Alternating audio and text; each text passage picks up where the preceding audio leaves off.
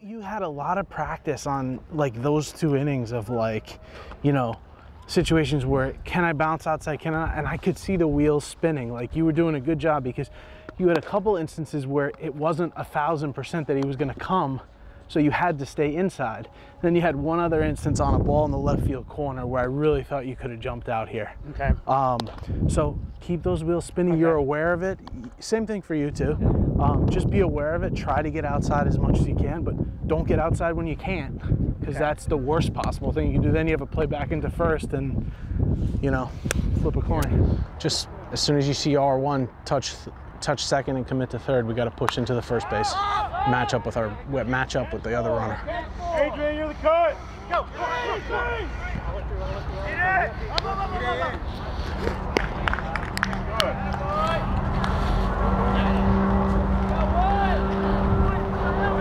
Okay, we haven't talked a ton about this play, but Matt, I think one of the things that you need to do here, and you'll hear John talk about it throughout the course of the week, is you need to aggressively get down and line up that tag. And this is a situation for you really to show off.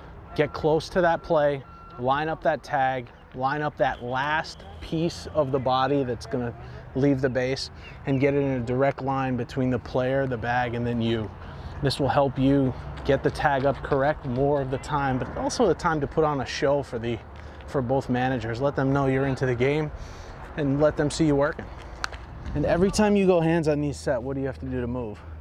Stand up. You got to stand up. Yeah. So why not stay in a standing set? Okay. Of some sort. If you're not comfortable with it, and you really don't like it. More. Oh, you can go in a standing set at any time, and if you want to go hands on knees when there's nothing imminent here, that's fine too. But just in those situations where something can happen, those plays happen so quickly. Just that split second of having to get up and then step, I think can really hurt you.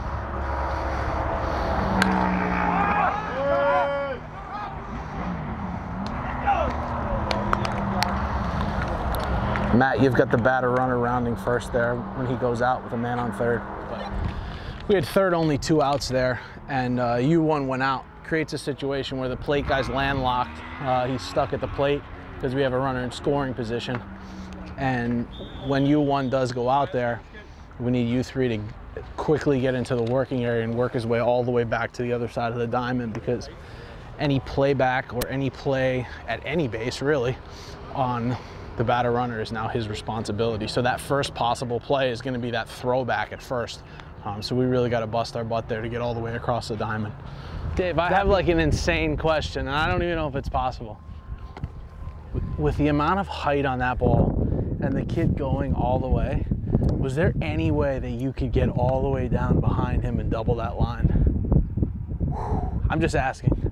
I'm just saying, if that would have happened, and I don't even know if it's possible, but that ball was hit so high, and that kid took off right away. I don't know why he did that. I would say this, I still have a little bit of speed left. Yeah. It would be very difficult for me to get all the way down there. Yeah, I have no idea.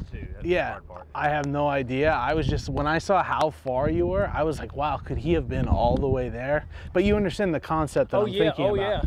I mean, I'll try the next time. Yeah, and you can only do it if he touches, you know, in that situation. Sometimes R1 won't do what he did. R1 hit second and started to go to third. I think I actually could have made it if I would have stayed to the outside, but what I did is I came into slashed because you gave him a chance if it was in his area. And then that little 2-second. Yeah. No, real. That was you guys all did a great job on that play. It was just something I thought I would ask. I didn't have any idea. Good job, guys. Go. Boy. Boy, Max. Woo! Faster transition. As soon as the ball goes through the hitting zone, you start breaking for the base. So we had Darren there over the radio. As soon as we recognize a steal play there, we need to have Brad trailing on the outside so we can transition into our new alignment more quickly when we have those plays. Also, just on a...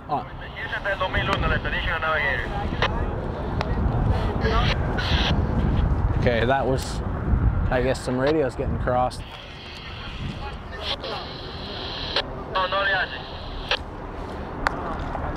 Do something with it, kid.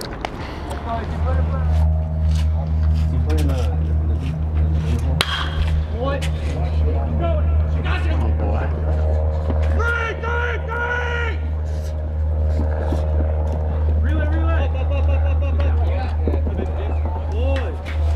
Dave, great job, Dave.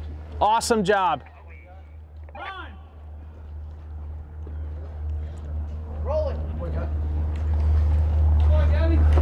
Love when U1 gets outside.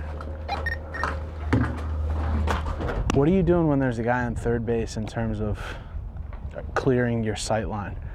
What do you wind up doing, straddling? I typically straddle, yeah. Okay, perfect. Yeah. As long as you can see everything you got to see. I'm out. Two.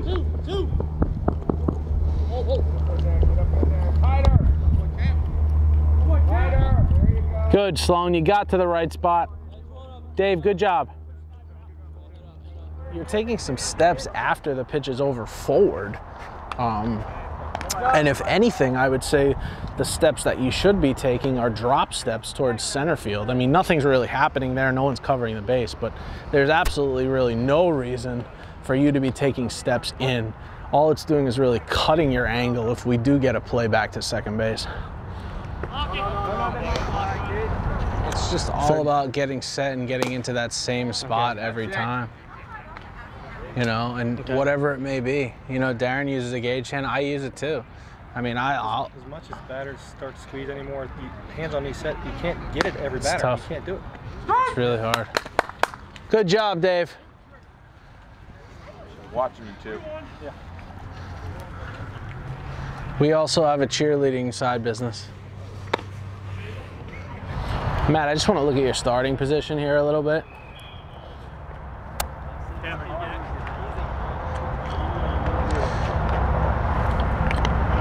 Your shoulders are basically squared to the right field foul pole, and then you're jacking your head all the way back to the plate. I'm not sure why you're starting like that, but think about the things that we are looking at here. Really, our first responsibility is on the pitcher, you know, to see what he's doing. Then our second responsibility is to move our head back to the plate. So wired we square to the right field foul pole? You know, I would get your shoulders more square towards either the pitcher or the plate, primarily the plate probably in this position.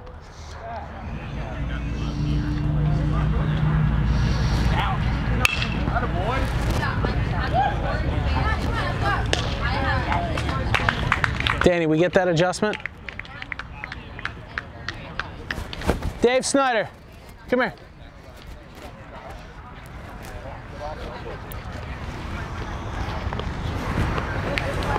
So, you got a couple different ways that you can lower your head height. Okay.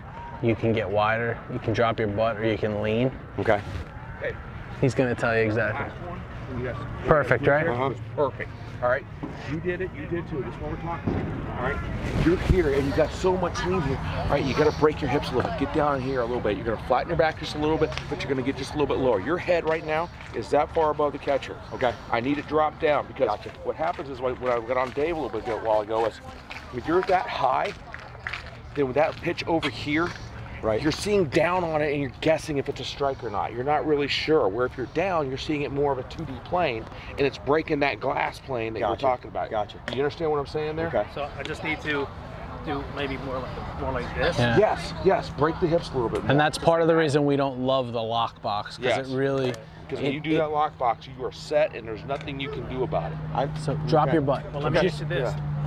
During this week. Go ahead, go umpire. Go. Just at first base in general, I think you're wanting to get into that scissor set maybe a little too quickly. So you're not like completely locking, but you're getting into this you're getting into a deeper stance athletically than maybe I would want you to, because you're kind of locking your feet down. So as soon as you read that true throw, feel free to do that, absolutely. But wait a split second longer until you do read it, because then you don't have to move again.